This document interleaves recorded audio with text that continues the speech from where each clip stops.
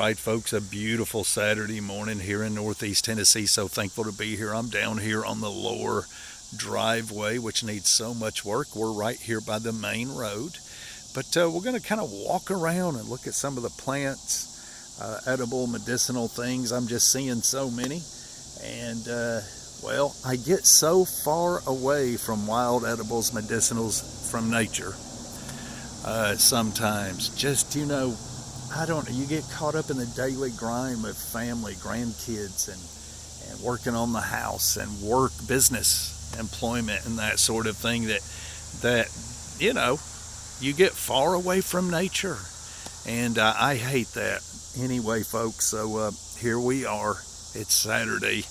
I'm kind of taking it easy today, but I do want to do a video on some of these wild edibles and medicinals. I'm not going to go into great detail. I've got other videos that go into detail on these things. You can look those up. This is just kind of a walk and a talk and pointing some things out. Anyway, folks, so right here, and hey, listen, I am not an expert, folks. Do not claim to be an expert. I've made mistakes before and probably make more in the future. Hopefully not some real bad ones, if you know what I mean. But anyway, I made mistakes. I'm human. And like I said, I'm not an expert. You need to consult with a local expert before you go eating anything. Study things out for yourself. This is just what I know, what I do, and I try to kind of give you an idea of what you can do. But there's so much info out there to study. Anyway, folks, we're looking at Solomon's Seal. It is an excellent medicinal, and it is an excellent, well, wild edible survival food.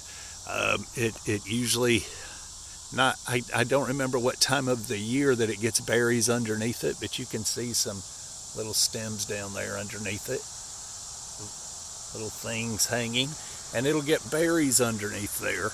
And this thing is edible as far as the young shoots go. You cook them up and you can eat them like asparagus, or you can dig up that root and need to boil the root a couple of times before you consume it, or you can even bake it, or you can sun dry it, let it cook in the sun, and that is Solomon's Seal.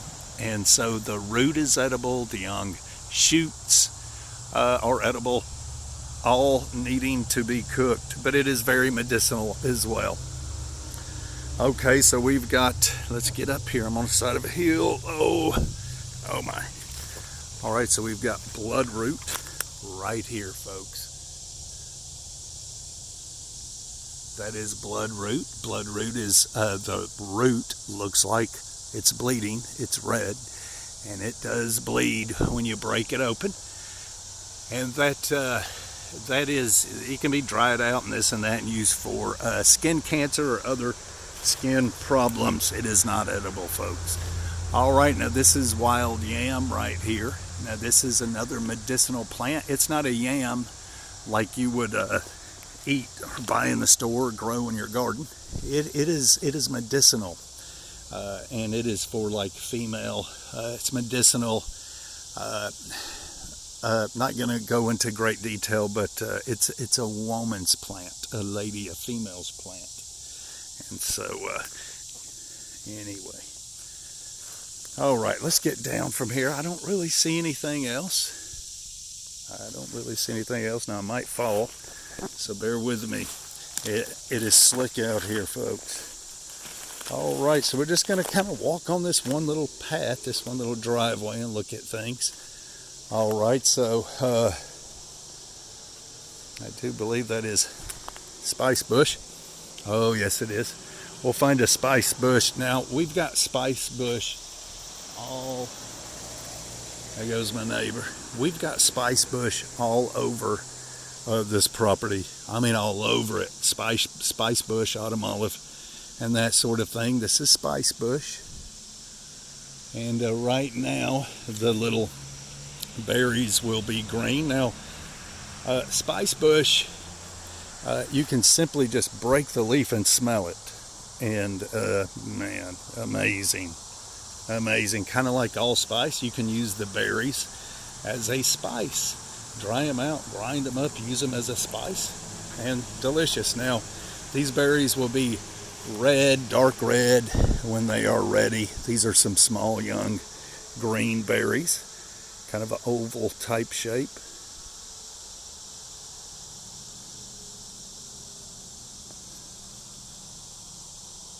And there is like a Carolina allspice bush as well. These will be red. It's an excellent plant, folks, and this property is just covered in it. All right, folks, so this is a young beech tree, and the tender young leaves can be cooked up a little bit, and they are edible. They're edible. There's another beech tree. And it smells like, well, it of course has the beech nut. The beech tree has the beech nut, very edible. A lot of work, but very edible. And that's where you get that beech nut gum. Remember that gum, beech nut gum? I guess it's still around, but anyway, some more allspice. Just crazy how that allspice is allspice. That spice bush is everywhere on the property. But you know, that beech nut gum, that smell, well, you can break open a branch or a root of the old beech nut tree and you get the same exact smell as the gum. Anyway, a walk and a talk, and of course we've got lots of maple here for tapping and getting fresh water, making maple syrup. And folks, look at all that bloodroot. Look at all the bloodroot. We've got hickory galore. Hickory all over the place. All right, so now here is some, and it is noisy out there on this Saturday morning, folks going to the lake. This is a blue cohosh. There's black cohosh, blue cohosh, both medicinally used. Not edible like food, but very medicinal. And they both have a lot to do with the female reproductive system, cramps, what else? Menopause, your menstrual cycles, and that sort of thing. Wild lamb that we looked at first, and then blue cohosh and black cohosh. Now this is blue cohosh.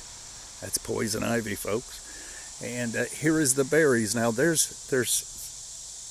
listen, the children kind of get, especially in an area like this, northeast Tennessee, this is blueberries are just starting to go away. The wild high bush, low bush blueberries are starting to go away, but they are still around.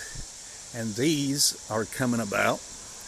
And these are blue cohosh berries, not to be confused, especially in an area like this, with blueberries. The children will do it, you'll do it. You got to look at the leaves, folks. Got to look at those leaves. And children get poisoned by these berries. But of course, you take one bite, and I guess you're going to know the difference. But we've got blue cohosh all over the place here, starting to die out in spots. Of course, bloodroot again. We've got bloodroot all over the place, and you can see the yellow. That is blue cohosh. Very medicinal, and we're just loaded with it, folks. And we do have a little ginseng. I am not going to go look for it today. I've ran across it here and there on the property, ginseng. There's a buckeye tree or whatever that looks similar. I am telling you, folks, the allspice. The spice bush is absolutely everywhere. Unbelievable. Anyway, what else do we have here? Of course, we have the hickory. Oh, there's a massive one. A hickory that produces the hickory nut. That is all over the property. All over the property, folks. I'm looking for other plants. Let's go down to the end of this little path. Okay, we can see something in here. So we had Solomon seal, wild yam, blue cohosh. I'm going to try to find some black cohosh.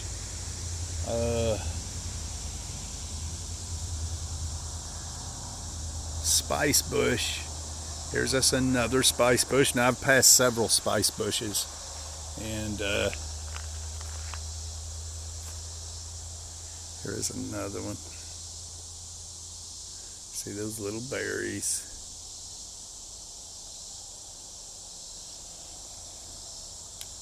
We got so much hickory. It is unbelievable. All right, I'm gonna pause it and then and see the bloodroot this time of year is just absolutely everywhere. We've got mayapple and all sorts of stuff, but I'm gonna pause it and I'll unpause it when I find something. All right, folks, it's been about 3 seconds. All right, so we have a wild ginger here. Now you can use the root of this plant, and it kind of looks different in different areas, just a little different, but that's it right there. Wild ginger. Now you can use the root, and it smells just like ginger. Some people candy the root, like put honey on it and cook it, sugar, whatever. Oh my goodness, folks, it's just a wonderful smell. Wild ginger. Now hopefully we'll run across a sassafras tree, and you can use the root bark of that. It makes a wonderful drink. Wild ginger. All right, folks, so we've got some Virginia creeper here. That's this one here, and it is a very medicinal plant, of course. Venereal disease used for that sort of thing. All right, folks, keep pausing it. Sorry for that, but it's just how it is. I'm walking out of breath, looking for plants, trying to see if something can catch my eye. But in the day and age we live in, folks, with troubling times, things like they are, never know what's going to happen. Never know what's going to happen, folks. Folks didn't think we would ever have a pandemic, but here we are, folks, and it's went on for a while. Looks like it's going to continue, and it's real. This sickness, this thing is real. It's not fake. I've got friends dying left and right. So in the day and age we're living in, folks, you never know what's going to happen. Folks didn't think a pandemic was going to happen. It's here. Folks don't think we'll ever have famine. That day's coming. That day's coming, folks. And so learn your wild edibles, your medicinals. Learn how to grow things. Learn how to raise your food. Grow your food. To me, one of the most important things is knowing wild edibles and wild medicinals. And that's just me. Look at this old beech tree. Sorry about the whistling. Folks have been carving on this thing for years. Trespassers. Anyway, folks, so, all right, so we've seen blue cohosh. This is black cohosh. This is very medicinal. Female plant.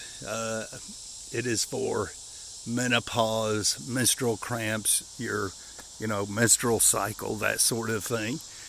And it is called black cohosh. Very good for females. Another spice bush.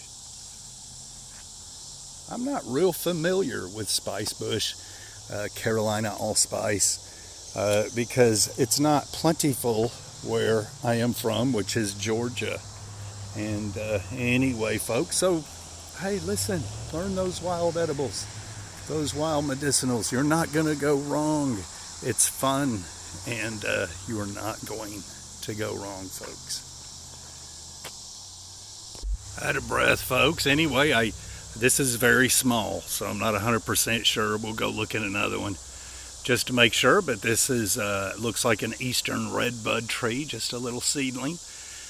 And it, of course, the young leaves are edible, the seed pods and seeds are edible and that sort of thing.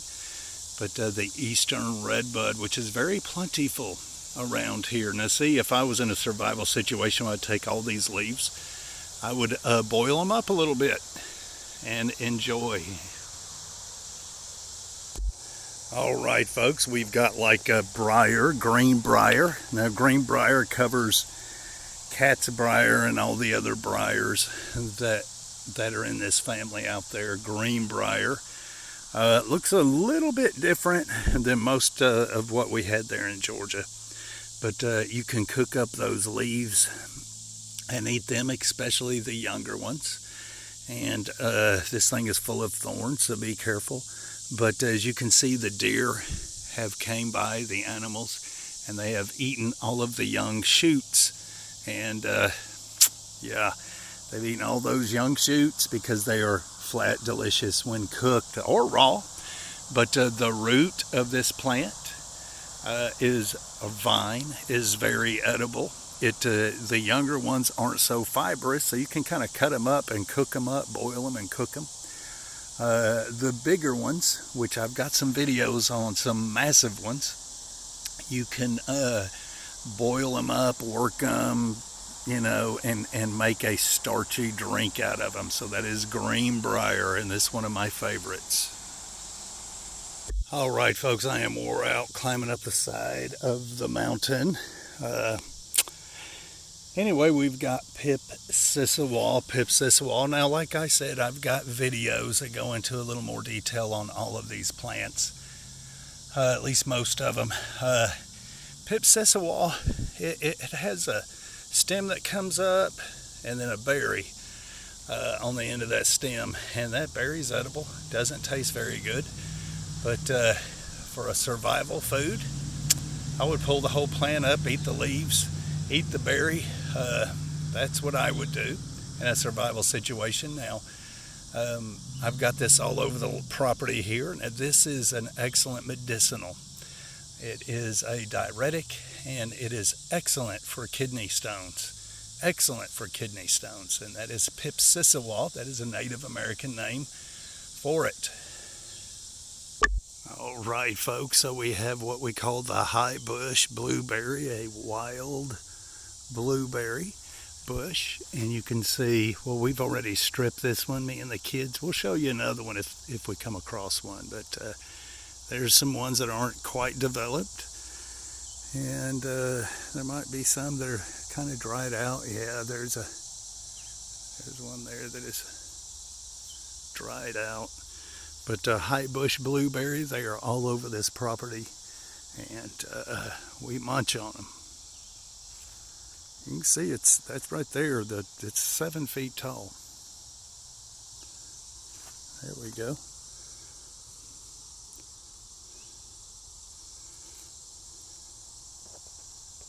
All right, folks. Sorry about the pausing, but it has to be. So, this is sassafras, and this smells wonderful. It has that root beer smell. Now, this is very medicinal. You can drink it however you want as food, medicinal, has some medicinal purposes, but folks used to use this all the time. Now, the FDA says that too much of this can give you cancer, but a lot of experts will disagree with that. But anyway, you use the bark of the root, Now, you can dry these leaves out or use them fresh, crush them up, put them in stews and jambalaya and things like that. But anyway, that is it, sassafras. The root bark is probably the best part if you're going to make a tea. Folks, I wish you could see this tree. We have them all over the property. And man, I can't get up. At least I'll let you see the bark. It is a choke cherry, and man, does it produce the little choke cherries. And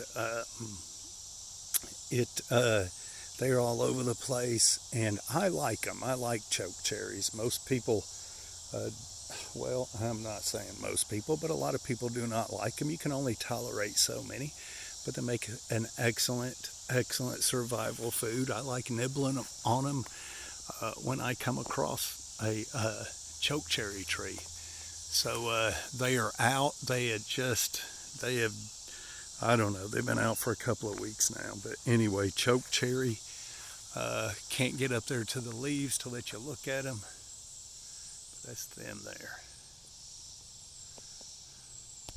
All right, so here's a small one. It's not producing any. That's over. But they do really good in June and July. But this is it right here. There's your leaf. There's a small little tree.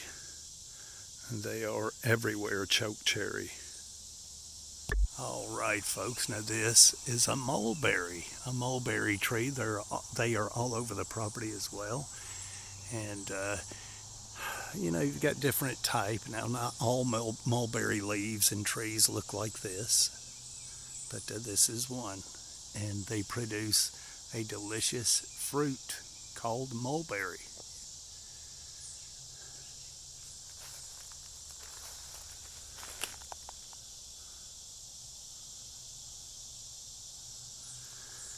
Then we've got, of course, we've got muscadine.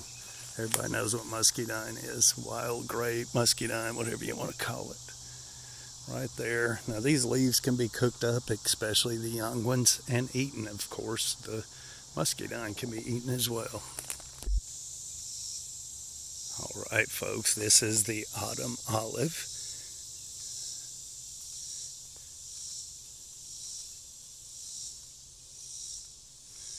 Kind of explains itself. Look at those berries. They're very edible, and we'll do a video on this one all by itself later today with the grandchildren, but those berries are very edible.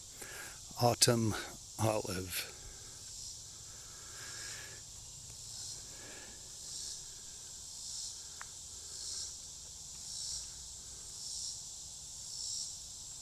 All right, folks, just real quick.